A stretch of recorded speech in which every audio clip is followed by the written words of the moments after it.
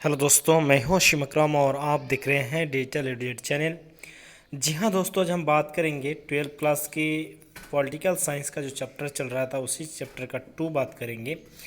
यानी आप यहां पे देख सकते हैं कि पार्ट 2 लिखा गया है। पार्ट 2 का मतलब होता है पहला बुक का जो है वीडियो उसको हम पार्ट 2 के रूप में यहाँ पे लिखते हैं, और जो सेकेंड बुक है उनमें हम जो है पार्ट 1 के बारे में लिखते हैं, क्योंकि सेकेंड बुक जो है हमारा भारत से रिलेटेड है। तो पहले उसको हम लोग नोट्स बनाए थे तो उसमें पार्ट 1 करके बनाए थे, क्योंकि पॉलिटिकल साइंस में 2 किताब है। ठीक है, 2 किताब में पहला एक किताब है उसमें विश्व राजनीति के समकालीन विश्व राजनीति के बारे में है, और दूसरा है भारत के बारे में। तो अब तो सब वीडियो देख चुके होंगे, जो सिलेबस बता चुके हैं, और जो स्टूडेंट नहीं देखे हैं इस वीडियो के डिस्क्रिप्शन में लिंक होगा फर्स्ट ऑफ मतलब डिस्क्रिप्शन में पहले ही वो लिंक मिलेगा आपको, जिसमें लिखा रहेगा कि सिलेबस। उस वीडियो को देखेंगे तो आपको जो बुक है, जो चैप्टर नाम है वो पेन से लिखा हुआ आपको मिल जाएगा, वो आप देख सकते हैं। साथ ही साथ डिस्क्रिप्शन बॉक्स में भी अगर आप गौर करेंगे तो वहाँ भी हिंदी में लिखा होगा, उसमें आप देख सकते हैं कि क्या क्या आपका अध्याय है। तो ये आपका अध्याय यानी चैप्टर 2 का हम बात करेंगे। 2 चैप्टर में था आपका जो 2 ध्रुवीयता का अंत। ठीक है, यानी 2 देश, यानी जिसका हम लोग बोलते हैं यूनाइटेड अमेरिका यानी संयुक्त राष्ट्र अमेरिका यूएसए, और सोवियत संघ यानी एसएसआर जिसको हम बोलते हैं, दोनों देशों के बीच जो था वो 2 ध्रुवीयता था, यानी 2 गुट बन गए थे, और एक था निरपेक्ष गुट। तो उन दोनों गुटों के बीच जो था तो लास्ट में अंत हुआ, तो उनको ही हम यहाँ पे डिस्कस करेंगे। उसके बाद यहाँ पे बताया जा रहा है कि वर्षा संधि किस देश का सैनिक गुट था। ठीक है, तो चलिए वीडियो शुरू करने से पहले हम आपको एक बात बता देते हैं कि इस साल जो है जैक बोर्ड की हम बात कर रहे हैं। जैक बोर्ड में जो है 2022 ही में, यानी 2021 में भी ले सकता है एग्ज़ाम, नवंबर और दिसंबर में। तो ऑब्जेक्टिव क्वेश्चन ज़्यादातर पूछे जाएंगे, इसको देखते हुए हम ऑब्जेक्टिव क्वेश्चन आपको बता रहे हैं।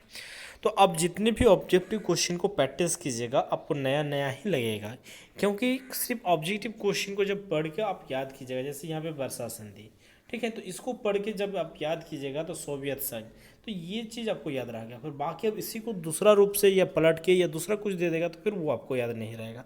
तो इससे बेहतर है कि ऑब्जेक्टिव क्वेश्चन प्रैक्टिस करने से पहले, प्रैक्टिस तो आपको करना होगा ये बात श्योर है, लेकिन प्रैक्टिस करने से पहले अगर टॉपिक को आप लेक्चर सीरीज में या वीडियो में आप देख लेंगे 15 मिनट 20 मिनट करके समय निकाल करके, तब फिर उस चैप्टर के बारे में जो भी ऑब्जेक्टिव क्वेश्चन कीजिएगा तो आपको क्या होगा, फुलफिल याद रह जाएगा। तो इसीलिए हम बहुत बेहतरीन जो टीचर हैं, जो लोग प्रोफेसर है और अपने अपने फील्ड में उन लोग का मास्टर डिग्री है, उसके बाद प्रोफेसर है, पीएचडी तक क्या हुआ टीचरों का जो है हाई लेवल क्वालिटी का हम वीडियो आपको जो है रिकॉर्डेड वीडियो दिए हैं उन लोगों का प्रीमियम लेकर। तो उन वीडियो को जाकर पहले देख लीजिए, उन वीडियो का सारा लिंक डिस्क्रिप्शन बॉक्स में मिल जाएगा। उसके बाद फिर हम यहाँ पर चर्चा कर लेंगे। ठीक है, तो पहले वो सब वीडियो देख के इस वीडियो को देखिएगा तो बेहतर आपको होगा।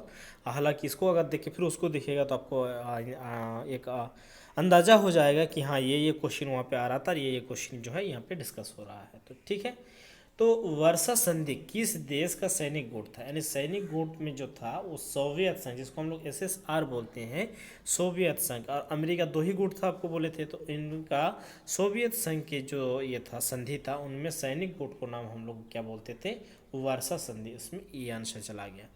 दूसरा है क्यूबा में संकट में किस वर्ष उत्पन्न हुआ था। तो क्यूबा, हालांकि क्यूबा एक देश था जो अमेरिका के नीचे से है। ठीक है, ये अमेरिका है और उसके नीचे क्यूबा छोटा सा देश है, और सोवियत संघ रूस है और उसके यहाँ पे जापान है। ठीक है, तो जापान जो है अमेरिका के फेवर में है, यानी अमेरिका के साथ है, और क्यूबा जो है वो रूस के साथ था। ठीक है, तो क्यूबा को एक डर था, या तो सोवियत संघ को भी एक डर था कि क्यूबा के ऊपर हमला करके अमेरिका ना उसको अपने फेवर में ना कर ले। तो यही चलते यहाँ पे सोवियत संघ ने क्या किया था, यहाँ पे परमाणु मिसाइल लगा दिया गया था। जब परमाणु मिसाइल लगा दिया गया था तो 3 सप्ताह बाद अमेरिका को पता चला कि हाँ यहाँ पे परमाणु बम लगा दिया गया है। तो अमेरिका भी डर था कि अगर परमाणु बम हम पे ऊपर चला देगा तो क्या होगा, हम लोग ख़त्म हो जाएंगे। तो उसको चलते हुए ये धमकी दिया उसको कि अगर आप यहाँ से समुद्रों से होकर यहाँ अगर क्यूबा आएंगे तो आपके ऊपर हम परमाणु बम गिराना स्टार्ट कर देंगे। तो इनको भी डर लगा, तो ये यहाँ से परमाणु बम को हटा लिया। तो उसी संकट को हम लोग बोलते हैं क्यूबा संकट। ये आपका 1962 में हुआ था, यानी आपका इसका आंसर सी जाएगा। ठीक है, सोवियत संघ का विघटन कब हुआ, यानी सोवियत संघ जो था उसका विघटन घटने लगा, यानी उसका जो है कई देशों का एक समूह था, उसमें आपस में वो लोग बांटने लगे। तो कब ये बंटना स्टार्ट हुआ? तो 1991 में। इसलिए सोवियत संघ जो है 1991 में इसको ख़त्म माना जाता है।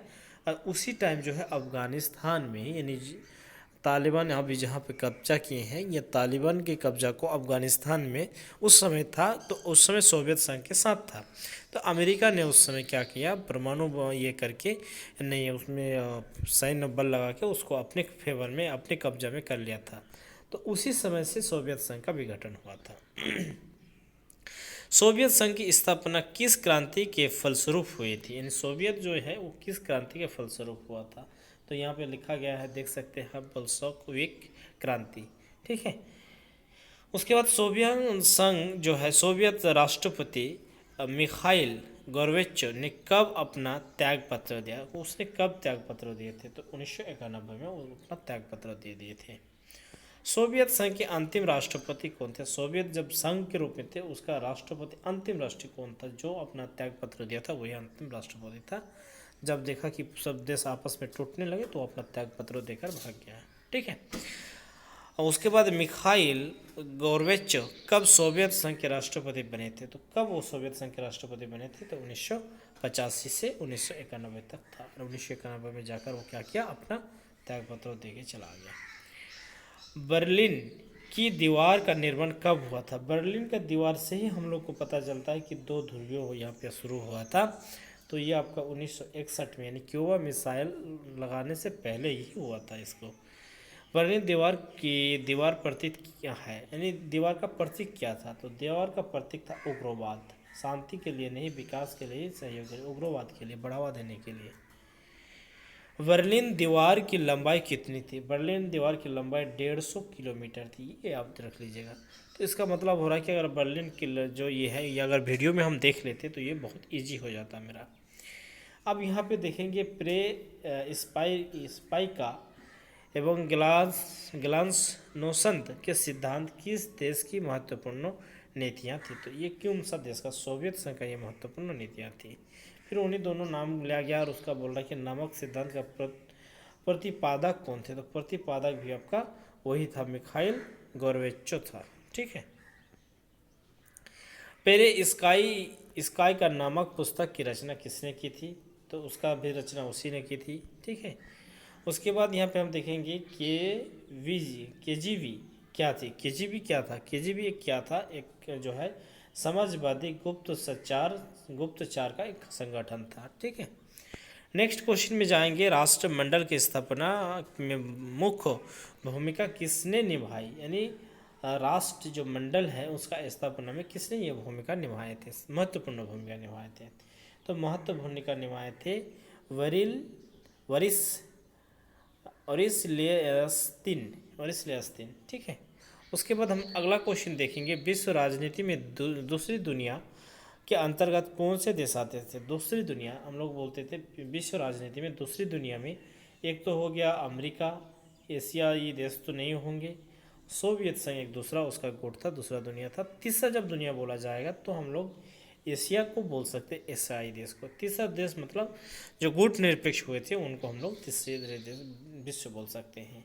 शॉक थेरेपी क्या है? शॉक थेरेपी जो है वो क्या है? तो शॉक थेरेपी जो है आर्थिक व्यवस्था का एक विशेष मंडल था, उसी को हम लोग शॉक थेरेपी कहते हैं। शॉक थेरेपी की शुरुआत कब हुई? शॉक थेरेपी का शुरुआत जब हुआ था 1990 से हुआ था। तो ये चीज़ को यहाँ पे बताया गया। तस्कंद समझौता कब हुआ? तस्कंद समझौता का मतलब हो रहा है कि ये समझौता जो है पाकिस्तान और भारत के बीच हुआ था, तो 1966 में हुआ था। ठीक है। तो इसको तस्कंद समझौता हम कहते हैं। तस्कंद समझौता किन दो देशों के बीच हुआ था? तो भारत और पाकिस्तान के बीच हुआ था। ठीक है। अगला क्वेश्चन हम यहाँ पे देखेंगे, निम्नलिखित में से कौन बलिट गणराज थे? बलिट गणराज का अर्थ होता है इनमें से सभी कोई गणराज थे। उसके बाद बलिस्विक क्रांति कब हुआ था? तो ये इसका क्रांति जो है आपका 1917 में हुआ था, यानी पहला विश्व युद्ध में हुआ था। पहला विश्व युद्ध आपका चला था 1914 से लेकर 1918 तक। इसको याद रख लीजिएगा, 1914 से लेकर 1918 तक। और उसी के बीच ये क्रांति हुआ था। रूस में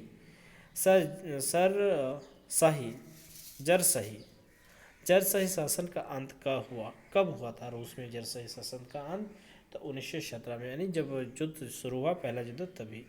रूस में जार के शासन की समाप्ति के बाद कौन से दल की सरकार बनी थी? वहाँ पे कौन सा दल का जो है सरकार बनी थी? तो रूसी समाजवादी लोकतंत्र जो दल थे उन्हीं का वहाँ पे सरकार बने थे। सोवियत प्रणाली के संस्थापक ने निम्नलिखित में से किसको सबसे अधिक महत्व मिला? तो किसको यहाँ पे सबसे अधिक महत्व मिला? राजा एवं समाजवादी पार्टी के संस्थापक को। ठीक है। राष्ट्रमंडल की स्थापना कब हुई? ये तो एक बार डिस्कस शायद हम किए। 1991 में राष्ट्रमंडल की स्थापना हुए थे। और राष्ट्रमंडल की मुख्य विशेषता क्या है, यानी विशेषता है? तो सभी गणराज्य की स्थिति एक समान और परमाणु शस्त्रों पर संयुक्त नियंत्रण, सभी राष्ट्र स्वतंत्र रूप से विदेश से संबंध रख सकते हैं, उपयुक्त सभी, ये सभी थे। उसके बाद 28 नंबर क्वेश्चन देखेंगे, सोवियत संघ में सुधार का शुरुआत कब हुआ? तो यहाँ पे सोवियत संघ में जो है यहाँ पे सुधार का शब्द उसी समय से आया था। ठीक। गुट निरपेक्ष आंदोलन के स्थापना के समय इनके सदस्यों की संख्या कितनी थी? यानी गुट निरपेक्ष यानी सोवियत संघ एक था और दूसरा एक था आपका यूनाइटेड अमेरिका, जिसको हम लोग संयुक्त राष्ट्र अमेरिका बोलते हैं। तीसरा एक गुट था जिसको हम लोग गुट निरपेक्ष बोलते हैं। तो गुट निरपेक्ष जब स्थापना हुए थे तो उस समय कितनी संख्या उसका थे? तो 25 संख्या थे टोटल। 25 देश ने गुट निरपेक्ष की ओर गए थे। नवीन अंतर्राष्ट्रीय आर्थिक व्यवस्था की अवधारणा अंतर्राष्ट्रीय राजनीति पटल पर किस दशक में आया? किस दशक से ये आया था? तो आप बोल सकते हैं कि 1970 के दशक में। उसके बाद लास्ट और आखिरी क्वेश्चन हम यहाँ पे पढ़ेंगे, ब्रेजनेव किस देश के राष्ट्रपति थे? ब्रेजनेव जो था वो किस देश का राष्ट्रपति था? तो हम लोग जानेंगे कि सोवियत संघ का ये राष्ट्रपति था। तो हम उम्मीद करते हैं कि आप पहले उन सब लेक्चर सीरीज वीडियो को देखेंगे, तब जाकर इसको आप करेंगे, तो तभी जाकर आपको समझ में आएगा। और ये आपका PDF फॉर्मेट में है। इसको अगर आप लेना चाहते हैं, बहुत सारे स्टूडेंट डिमांड करते हैं, तो आप मेरे साथ कांटेक्ट करें। ठीक है। कांटेक्ट करने के लिए वीडियो के डिस्क्रिप्शन में एक व्हाट्सएप ग्रुप का लिंक होगा, उस लिंक में जाकर आप कांटेक्ट कर सकते हैं। और आपको लेना है तो आपको कुछ पैसा पे करना पड़ेगा, सिर्फ इसी के लिए नहीं, हर सब्जेक्ट का आपको PDF फॉर्मेट दिया जाएगा। तो इस वीडियो में यहीं तक, फिर मिलते हैं नेक्स्ट वीडियो में। थैंक यू, धन्यवाद।